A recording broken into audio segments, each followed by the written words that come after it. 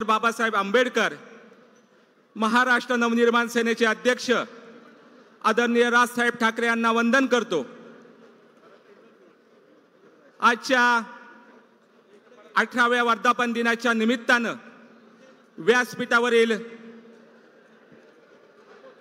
पक्षाचे सर्व नेते मंडळी, सर्व पदाधिकारी, समोर बसलेले सर्व महाराष्ट्र सैनिक, सर्व पदाधिकारी, सर्व नाशिककर, आलेल्या संपूर्ण महाराष्ट्रामधून माननीय राजसाहेबांवरती प्रेम करणारे सर्व पदाधिकारी, कार्यकर्ते, बंधू आणि भगिनींनो,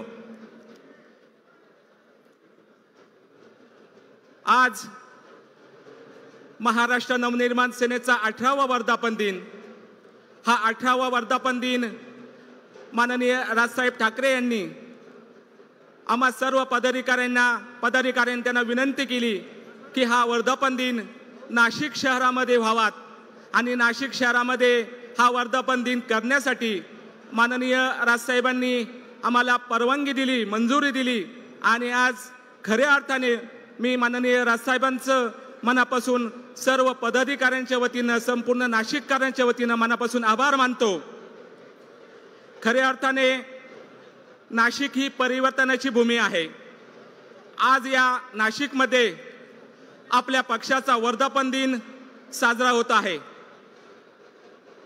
नाशिकच्या बाबतीमध्ये जर बोलायचं झालं तर सामाजिक राजकीय क्षेत्रात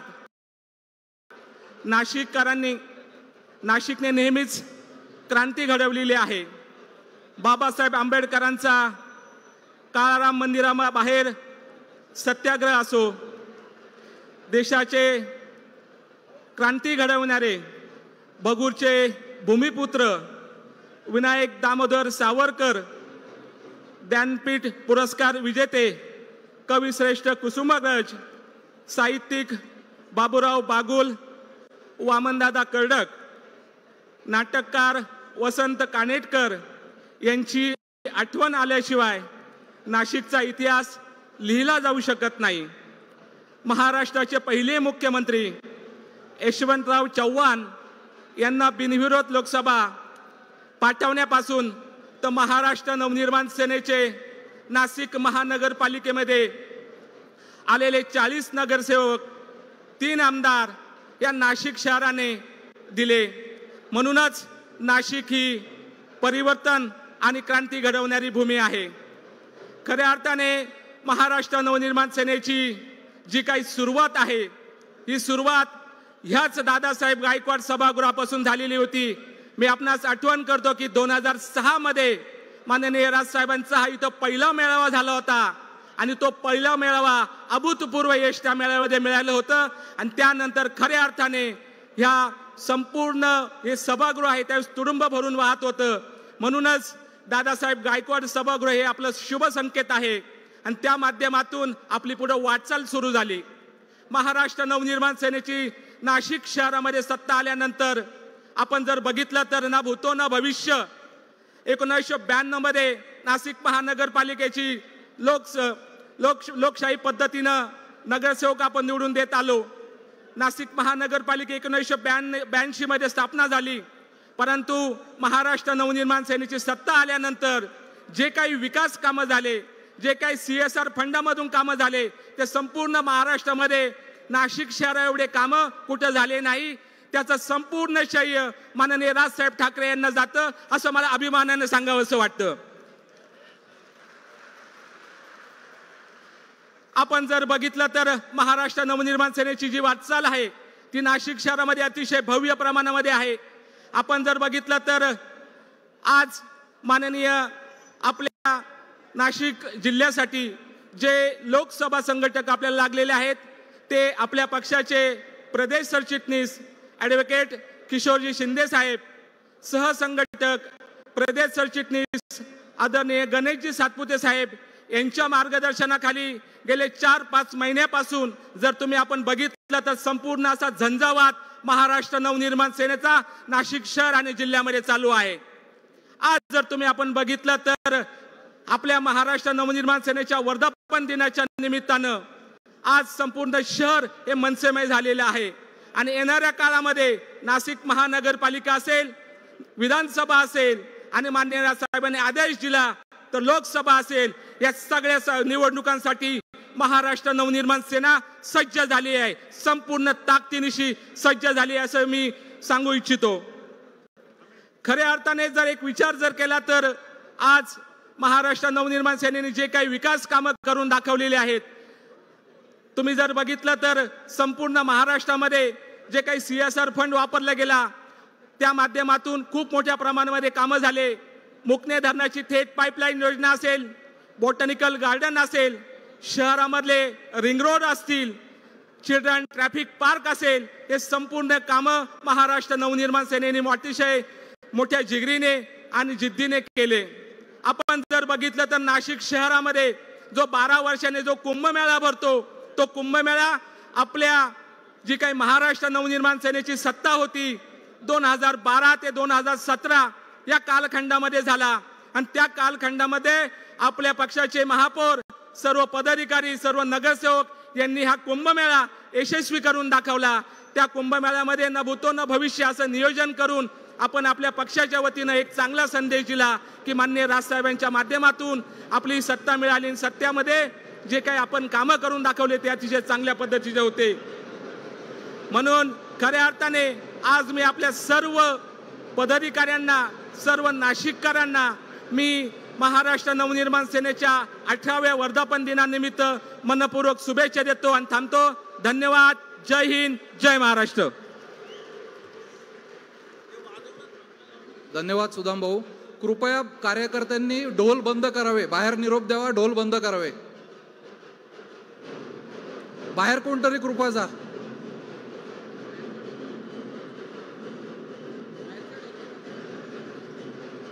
मंत्रभूमी ते यंत्रभूमी हा जो नाशिकचा प्रवास झाला, त्या प्रवासाला सन्माननीय राजसाहेबांचा परिस्पर्श झाला आणि नाशिकचा कायापालटच झाला।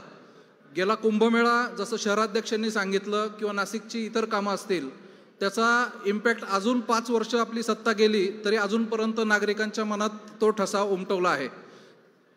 मी यापुढे ॲडव्होकेट श्री गणेश सातपुते साहेबांना विनंती करतो की त्यांनी आपलं मार्गदर्शन करावं।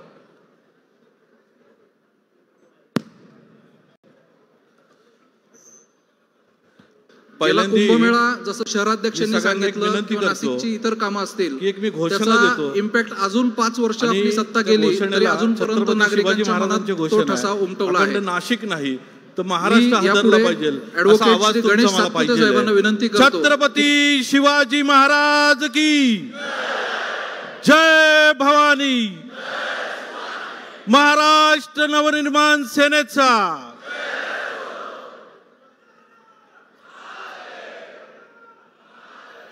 हर हर हर हर।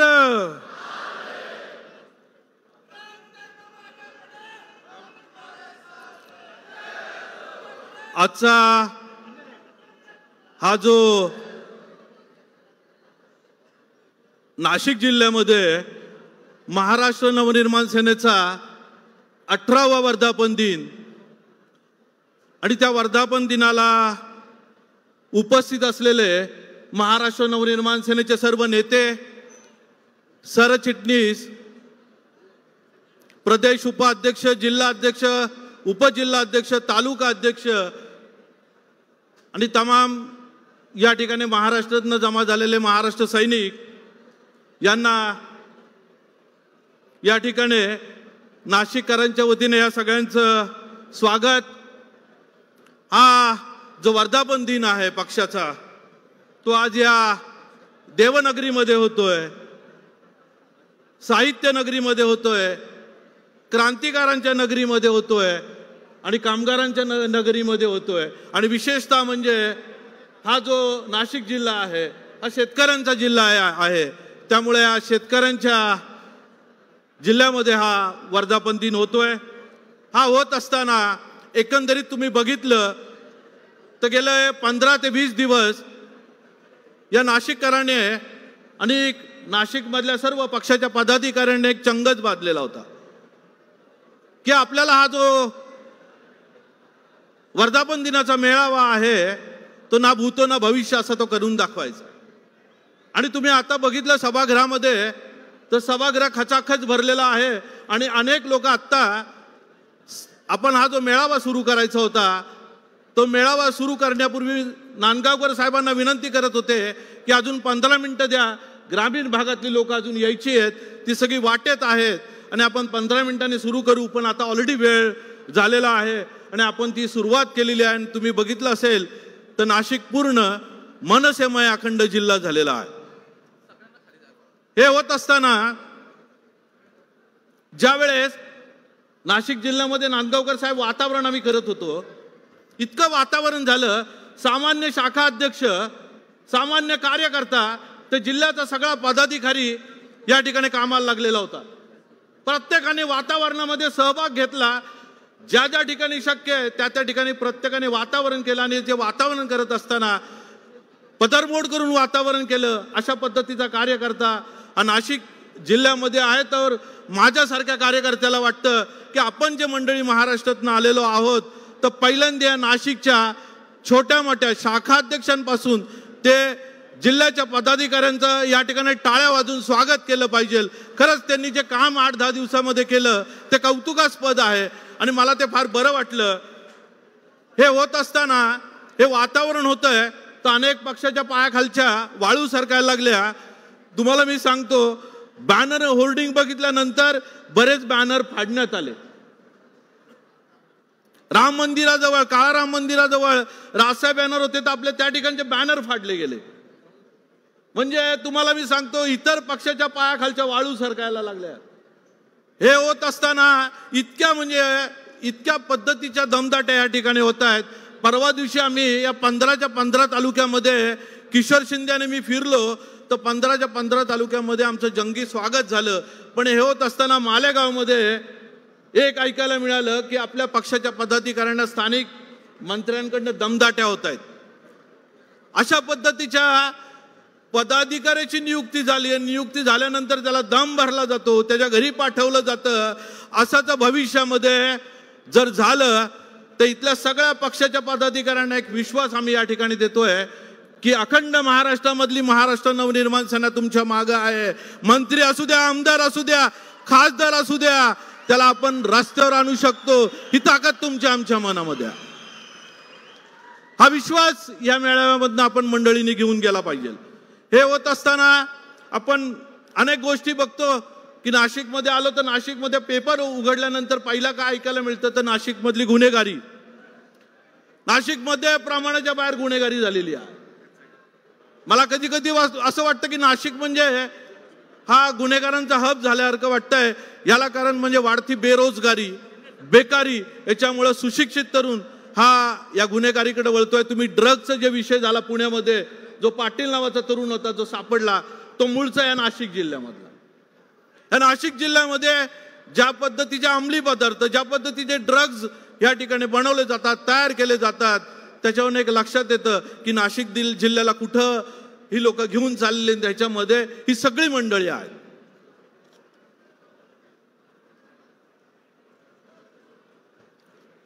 अनेक गोष्टी आपण या ठिकाणी बोलतो. याच्यामध्ये अजून एक हा विषय की आपल्या वरिष्ठ मंडळींना सांगितला गेला पाहिजे की वरिष्ठांना एक सांगतो आम्ही की या ठिकाणी रेल्वे येणार होती, नाशिक पुणे रेल्वे होती, जागा घेतल्या गेल्या केंद्र सरकारकडनं आणि राज्य सरकारकडनं, पैसे दिले गेले, जागा ताब्यात घेतल्या गेल्या आणि आता परत नाशिकची रेल्वे जी आहे त्याच्यामध्ये आता नाशिक, शिर्डी आणि पुणे करण्याचं प्लॅनिंग चालू आहे. जेणेकरून इथं आहे ना अंतर्गत राजकीय जो वाद आहे, राजकारणामधले जे मतभेद आहेत सत्ताधाऱ्यांचे, त्याच्यामध्ये ह्या गोष्टी सातत्याने आपल्याला दिसून येत आहेत. मी ज्यावेळेस निफाडला गेलो, नंतर चांदगाव आहे, चांदवड आहे, या वेगवेगळ्या तालुक्यांमध्ये, येवल्यामध्ये गेलो तर हा जो जिल्हा आहे तो प्रामुख्याने शेतकऱ्यांचा जिल्हा आहे. या जिल्ह्याला द्राक्षाची पंढरी म्हटली जाते, कांद्याचं माहेरघर म्हटलं जातं आणि अशा जिल्ह्यामध्ये शेतकऱ्यांच्या बाबतीमध्ये ज्या पद्धतीची पिळवणूक चालू आहे. तुम्ही जिल्हा बँकेच्या विषयामध्ये शेतकरी आहेत, मार्केट कमिटीमध्ये या ठिकाणी शेतकऱ्यांना दलाल आंदोलन करतायत की शेतकऱ्यांकडनं कमी भावामध्ये आम्हाला माल उचलता आला पाहिजे. म्हणजे दलाल आंदोलन करतायत, शेतकऱ्यांची पिळवणूक होते, शेतकऱ्यांचा माल उचलला जातोय व्यापाऱ्यांकडनं, शेतकऱ्यांना पैसे दिले जात नाही. शेतकऱ्यांचे प्रश्न या जिल्ह्यामध्ये आणि महाराष्ट्रामध्ये एवढे आहेत की ते सोडवण्यासाठी महाराष्ट्र नवनिर्माण सेनेने पुढे आलं पाहिजे. मला असं वाटतं येणाऱ्या ज्या निवडणुका आहेत या निवडणुकांमध्ये आपण जर बघितलं तर या नाशिकमध्ये मी आलो, या महाराष्ट्रामध्ये 2006 ते 12 जे पक्षाचं वातावरण होतं त्यावेळेस या जिल्ह्याने आपल्याला 2009ला 3 आमदार दिले. 2012ची महानगरपालिका आहे तर या जिल्ह्याने ह्या शहराने या महाराष्ट्र नवनिर्माण सेनेला महापौर दिला. याच आता जिल्ह्यामध्ये 2024च्या निवडणुका आहेत आणि ज्या पद्धतीने नाशिक सज्ज झालेला आहे, मी एकंदरीत बघतो की या ठिकाणी 2.5 लोकसभा मतदारसंघ आहे, नाशिक लोकसभा आहे, दिंडोर्ली आहे आणि या ठिकाणचे 3 विधानसभा मतदारसंघ धुळे मतदारसंघामध्ये जातात. आणि या मतदारसंघामध्ये ज्या सगळ्या आम्ही फिरलो त्यावेळेस तुम्ही बघितलं तर 18वा वर्धापन दिन आहे. आपण 18 वर्ष पक्ष सातत्याने या महाराष्ट्रासाठी मराठी माणसासाठी झगडताना आपल्याला दिसतोय. हे झगडत असताना आपण बघितलं की अनेक पक्ष आपण बघतोय महाराष्ट्रामध्ये. शिवसेना 2 झाल्या,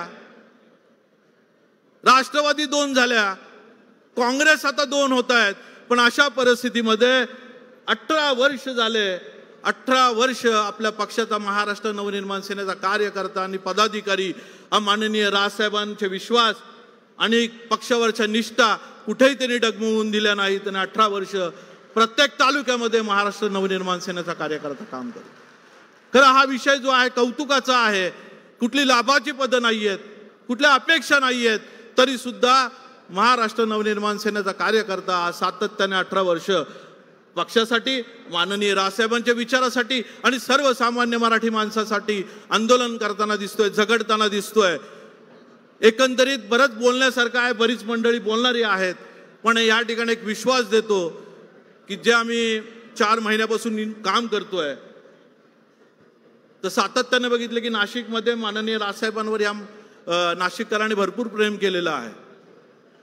नाशिक जिल्ह्याने काय दिलं असेल तर प्रत्येक वेळेस महाराष्ट्र नवनिर्माण सेनेचा इतिहास नाशिककरांनी घडवलेला आहे. पहिला महापौर त्यांनी दिले, 3 आमदार दिले. एवढं प्रेम महाराष्ट्र नवनिर्माण सेनेवर केलेलं आहे आणि माननीय राजसाहेबांनी त्याची परतफेड सुद्धा केलेली आहे. नाशिकमध्ये जी कामं झाली ती कामं ना भूतो ना भविष्य अशी ती झालेली आहे. आणि राज्य सरकारचा किंवा केंद्र सरकारचा किंवा महानगरपालिकेचा 1 पैसा देखील न घेता CSR फंडामधनं कशी कामं होऊ शकतात याचं सुंदर उदाहरण माननीय राजसाहेबांनी या महानगरपालिकेमध्ये करून दाखवलं. पण हे होत असताना एक नवीन इतिहास नाशिक घडवायला निघालेला आहे. या 6 विधानसभा आम्ही फिरतोय तर नाशिक लोकसभा मतदारसंघामध्ये 6 विधानसभा मतदारसंघ येत आहेत आणि 6 विधानसभा मतदारसंघाने एक संघ बांधलेला आहे. यास नवीन इतिहास घडवायचा तो 2024 मध्ये महाराष्ट्र नवनिर्माण सेनेला. महाराष्ट्र नवनिर्माण सेनेच्या इतिहासामध्ये पहिला खासदार जर कोण देणार असेल तर ती महाराष्ट्र नवनिर्माण सेना नाशिक मधली देईल. हा आत्मविश्वास या मेळाव्यामधनं आपण घेऊन गेलं पाहिजे. ना भूतो ना भविष्य असा तो इतिहास नाशिककर घडवण्याच्या मानसिकतेत आहेत आणि सगळे पदाधिकारी सुद्धा एका दिलाने एका जीवाने काम या ठिकाणी करतायत. तर मला असं वाटतं बचेंगे तो और भी लढेंगे असं जे म्हटलं जातं तर त्याच्यामध्ये बचेंगे भी और लढेंगे भी. आणि ह्या वेळेची जी लढाई आहे जे आपण लढणार आहोत ते फक्त जिंकण्यासाठीच लढणार आहोत. हा आत्मविश्वास आपण या मेळाव्यामधनं घेऊन जावा अशा अपेक्षा व्यक्त करतो. थांबतो. जय हिंद, जय महाराष्ट्र. धन्यवाद सातपुते साहेब. आदरणीय नांदगावकर साहेब, तुम्हाला आठवत असेल की राजसाहेब जेव्हा बाहेर पडले तेव्हा सर्वात पहिले मेळावा याच सभागृहात झाला होता आणि तो जो झंझावात सुरू होता तो आजपर्यंत कायम आहे. आणि आजही योगायोगाने 18 वर्ष पूर्ण झालेत आणि आज पुन्हा नाशिक नगरीतच आपला हा भव्यदिव्य मेळावा होत आहे. त्यामुळे येत्या पुढची वाटचाल ही आपली नक्की अतिशय रंजक आणि रोमांचकारी आणि यशस्वी असेल यात तीळ मात्र शंका नाही. गेल्या 1 महिन्यापासून सन्माननीय राजसाहेबांनी आम्हाला जबाबदारी दिली, हा मेळावा तुम्ही भरवा. सर्व नाशिककर एकत्र मिळून याच्यासाठी दिवस रात्र एक करत होते. त्यांना बघा, त्यांना मेडिकल हेल्प द्या. त्यांना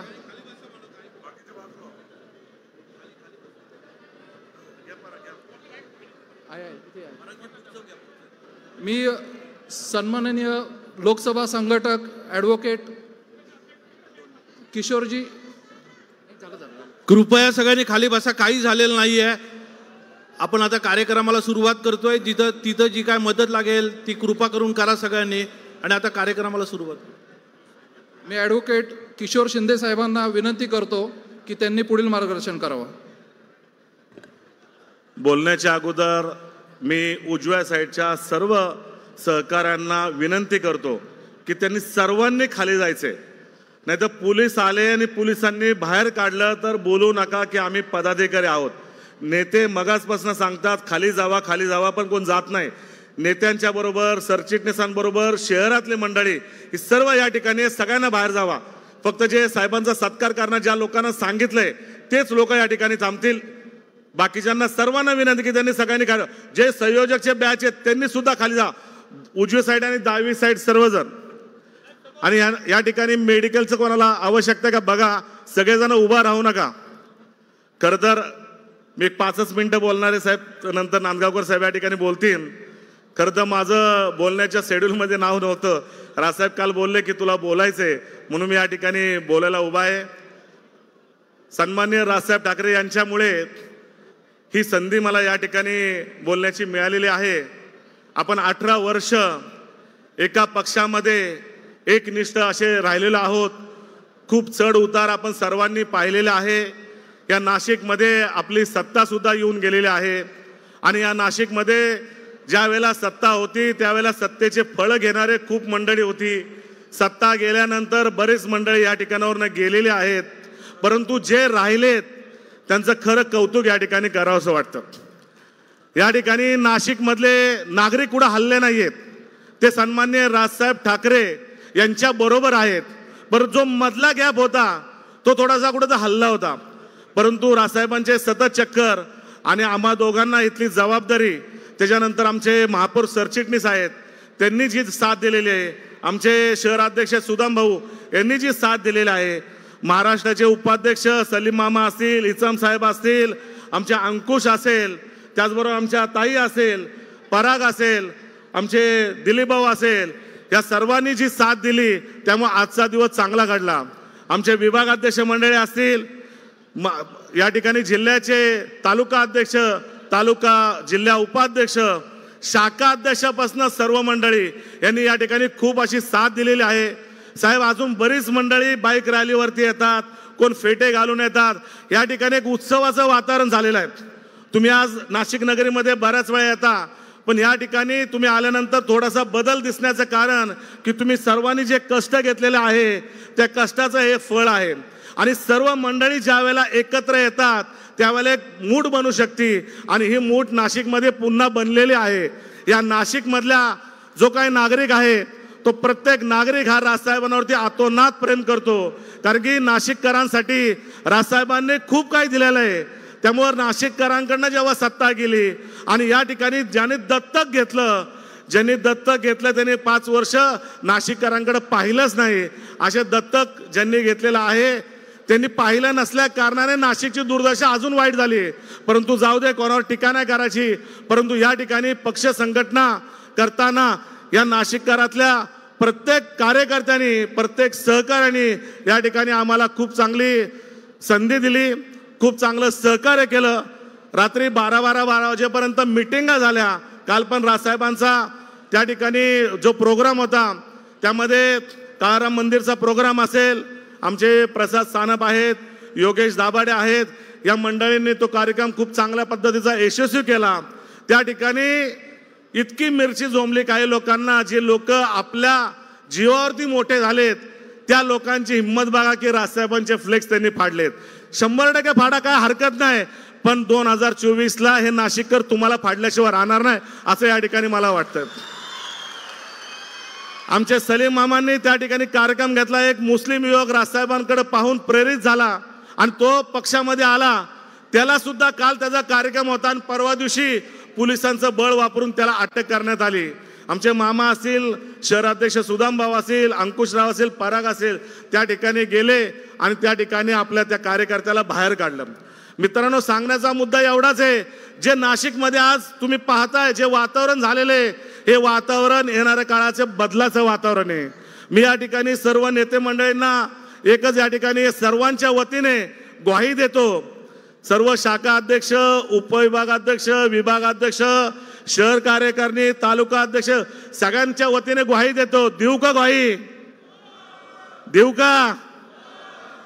साहेब, राजसाहेब जो निर्णय घेतील त्या निर्णयाच्या बरोबर आम्ही आहोत. साहेबांनी सांगितलं की इलेक्शन लढवायची तर नाशिक 100% इलेक्शन लढवणार आणि या महाराष्ट्रामध्ये पहिला महाराष्ट्र नवनिर्माण सेनेचा खासदार या ठिकाणी आम्ही निवडून आणणार. साहेब, एवढी या ठिकाणी आपणास ग्वाही देतो. थांबतो. जय हिंद, जय महाराष्ट्र. धन्यवाद साहेब. आपण बोललात त्याप्रमाणे जे लोक राजसाहेबांच्या कर्तृत्वामुळे निवडून आले, ज्यांनी फायदे घेतले आणि आज सोडून गेले, ते म्हणत होते की अरे हे पोराटोरो काय मेळावा भरवतील. आज त्यांनी येऊन बघावं की हे पोराटोरांनी काय केलंय. मी सन्माननीय बाळा नांदगावकर साहेबांना विनंती करतो की त्यांनी आपलं मोलाचं मार्गदर्शन करावं.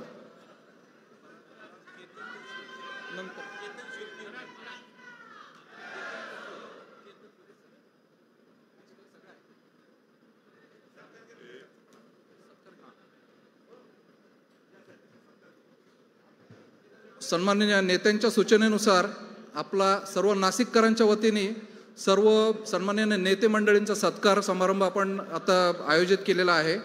मी सर्वप्रथम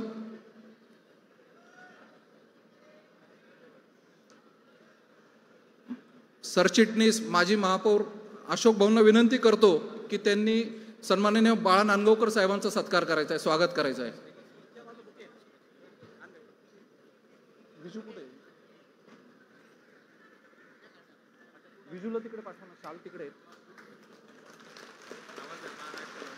महाराष्ट्र नवनिर्माण सेनेचा सन्माननीय सुदामजी कोंबडेंना विनंती करतो की त्यांनी माजी आमदार नेता श्री नितीन सरदेसाई साहेबांचा सत्कार करायचा आहे. मी सन्माननीय सलीम मामा शेख साहेबांना विनंती करतो की त्यांनी शिरीष चव्हाण साहेबांचा सत्कार करायचा आहे. ॲडव्होकेट रतन कुमार इचम साहेब,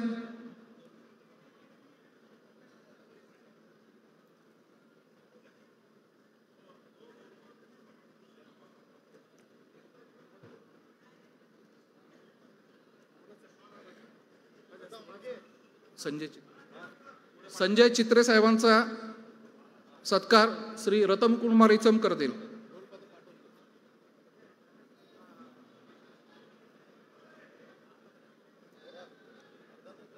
श्री अंकुश पवारांना विनंती करतो की त्यांनी सन्माननीय अभ्यंकर साहेबांचा सत्कार करायचा आहे.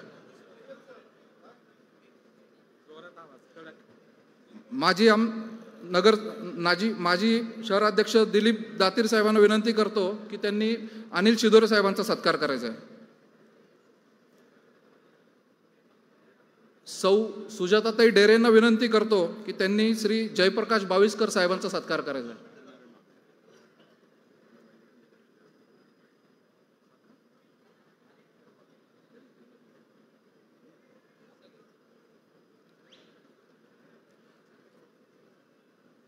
मी शहराध्यक्ष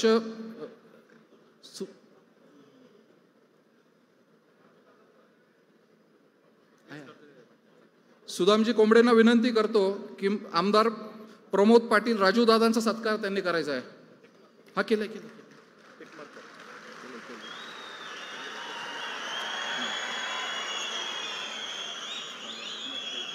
श्री अशोक भाऊंना विनंती करतो की त्यांनी अभिजित पानसे साहेबांचा सत्कार करायचा आहे.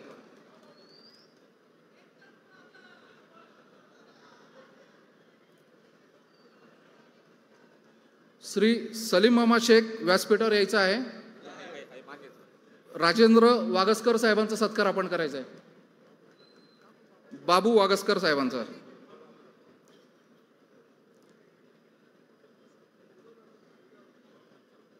श्री अंकुश पवारांना विनंती करतो की त्यांनी दिलीप बापू धोत्रेंचा सत्कार करायचा आहे.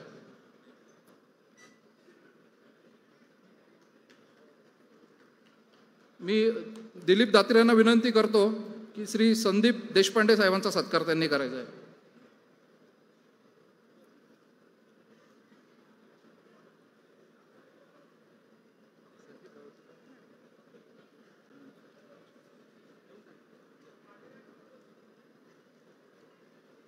श्री ॲडव्होकेट किशोर शिंदे साहेबांना विनंती करतो की त्यांनी श्री अविनाश जाधव त्यांचा सत्कार करायचा आहे.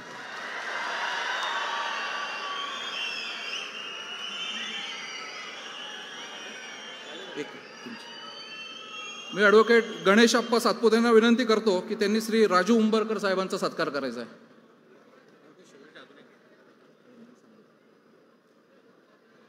मी सौ सुजाताताई डेरेंना विनंती करतो की त्यांनी सौ शालिनीताई ठाकरेंचा सत्कार करायचा.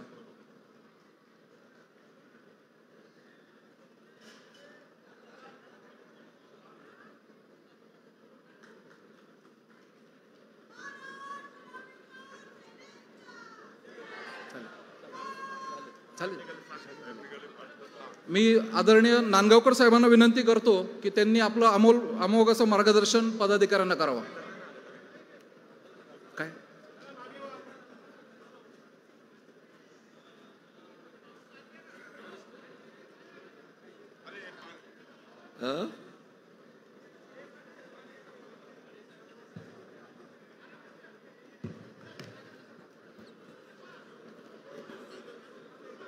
अरे अरे पहा तिकडे ताबडतोब पाणी द्या.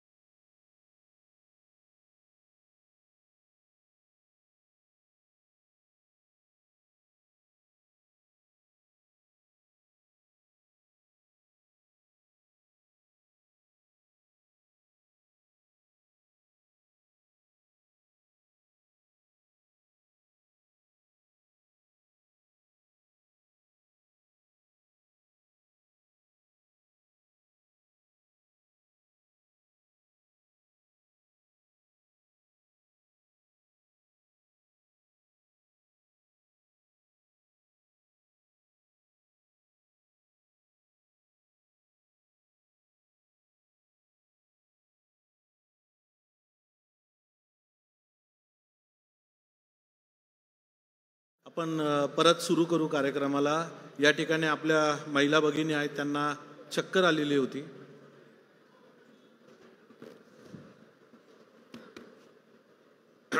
छत्रपती शिवाजी महाराज, परमपूज्य डॉक्टर बाबासाहेब आंबेडकर, प्रबोधनकार ठाकरे, सावित्रीबाई फुले यांना अभिवादन करतो. थोड्याच वेळात या ठिकाणी साहेब येतील. व्यासपीठावरील माझे सगळेच सहकारी नेते आणि सहकारी माता भगिनी बांधवांनो,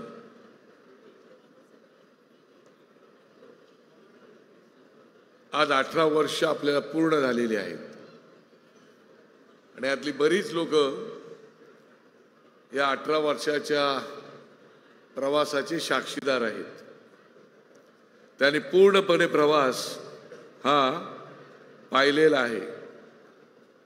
त्यांना कल्पना आहे की हा प्रवास आपण किती खडतर केलेला आहे, चढ उताराने भरलेला केलेला आहे, यश अपयशाने असलेला प्रवास आपण पाहिलेला आहे. आज या देवभूमीमध्ये आपल्या सगळ्यांचं स्वागत करताना मला मनापासून आनंद वाटतोय. या देवभूमीमध्ये श्रीराम प्रभूंच्या पदस्पर्शाने पावन झालेली माती आहे आणि आपण ज्या सभागृहामध्ये बसलेले आहात ते सभागृह सुद्धा परमपूज्य डॉक्टर बाबासाहेब आंबेडकर यांचे त्या काळातले सहकारी कर्मवीर भाऊराव आपला दादासाहेब गायकवाड यांचं सभागृह आहे. एका कर्मवीराच्या सभागृहामध्ये आपण बसलो आहोत. म्हणजे आज संयोग म्हणा, श्रीराम प्रभूंच्या भूमीत आणि कर्मवीरांच्या सभागृहामध्ये आपला हा 18वा वर्धापन दिन संपन्न होतोय. आणि या वर्धापन दिनाला आपण आनंदाने जल्लोषाने सहभागी झाला, त्याबद्दल मी तुम्हाला मनापासून धन्यवाद देतो. आणि मला खात्री आहे की पुढचा काळ सुद्धा आपण हा प्रवास असाच कराल, आनंदाने जल्लोषाने उत्साहाने, याची मी खात्री बाळगतो. सकाळी उठल्यानंतर 2 गोष्टींनी आपल्याला सुरुवात करायची असते. पहिले म्हणजे कालचं वाईट झालेले प्रसंग विसरून जायचं आणि दुसरी गोष्ट म्हणजे दुसऱ्या दिवसाची गोष्ट कोणती चांगली करावं हे मनात ठेवून घ्यायचं. आणि त्याप्रमाणे आपण निश्चितपणे कालपर्यंत झालेले प्रसंग विसरून गेला असाल आणि आता भविष्याची वाटचाल आपल्याला कशी करायची आहे ते ठरवूनच तुम्ही केलेलं असाल. आणि म्हणून मला खात्री आहे की येणारा काळ हा तुमच्यासाठी सुवर्ण काळ आहे. मागच्या वर्षामध्ये आपण प्रचंड वेगवेगळी आंदोलनं केली. म्हणजे 18 वर्षाचा प्रवास हा जर सांगायला गेलो तर कितीतरी तास लागतील, एवढा हा प्रवास आपला आहे. खाचखाळ्यांनी भरलेला आहे, यश अपयशाचं आहे. नाशिकने तर आपल्याला भरभरून दिलं होतं, मगाशीच सांगितलं, भरभरून दिलं आणि गेलं सुद्धा, काय हरकत नाही. परंतु लोक आजही साहेबांवरती तसंच प्रेम करतात, तसंच प्रेम करत राहणार याची मला पूर्ण खात्री आहे. आणि म्हणून मी तुम्हाला धन्यवाद एवढ्यासाठी देतो की आपण एवढे चढ उतार पाहिल्यानंतर, यश अपयश पाहिल्यानंतर सुद्धा आपली कुठलीही असणारी अडळ निष्ठा ही साहेबांवरती आपण दूर केली नाही. आणि त्या निष्ठेला मी मनापासून तुम्हाला अभिवादन करतो. तुम्हाला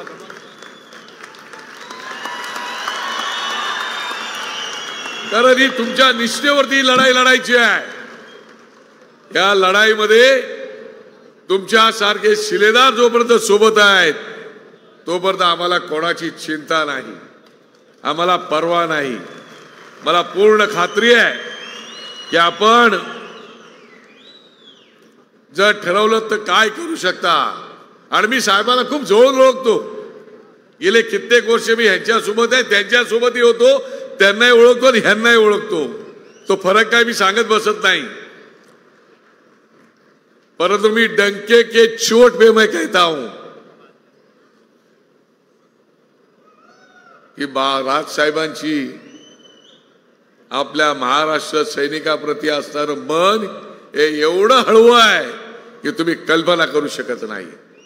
एवढं हळवं मन असणारा नेता आहे, एवढा मन हळवं असणारा नेते. आणि म्हणून या संपूर्ण प्रवासामध्ये जर तुम्ही पाहिलं तर आपल्याला खूप काही सहन करावं लागलं.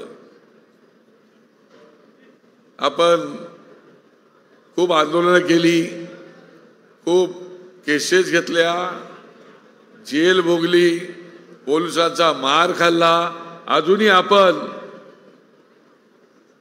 कोर्ट केसेसला चक्रांवर चक्रा मारतो आहोत, परंतु चिंता करण्याचं कारण नाही. त्याला मी एवढं सांगू इच्छितो, कौरव आणि पांडवांचं युद्ध झालं, तुम्हाला कल्पना आहे सगळ्यांना. कौरवांकडे प्रचंड साधन संपत्ती होती, समृद्धी होती, सगळं होतं. पांडवांकडे फक्त एक कृष्ण होता. तुम्ही भाग्यवान आहात की तुमचा कृष्ण कुंजचा कृष्ण आता शिवतीर्थावरती आहे. म्हणजे कृष्ण पण आहे आणि शिवाजी महाराज पण आहे. आपण भाग्यवान लोक आहोत की आपल्यासोबत एवढं मोठं नेतृत्व आहे. त्या कॅबिनेटचा निर्णय आपल्याकडे हुकमी एक्का आहे. पहिल्या दिवशी दोघंच असताना आपण जर ठरवलं या राज्यातल्या तर शेतकऱ्यांसाठी, काहीतरी वेगळं घडवू शकतो. कामगारांसाठी, आणि ती ताकद आपल्या नेत्यामध्ये आहे. आम्ही निर्णय घेण्याची फक्त तुमची हवी साथ आणि ती सुद्धा प्रामाणिकपणाची. सगळं वाहून जाणारं पाणी. मागच्या वर्षामध्ये आपण खूप घेतला. अमित ठाकरे साहेबांचे चिरंजीव, भारतीय विद्यार्थी सेनेचे अध्यक्ष.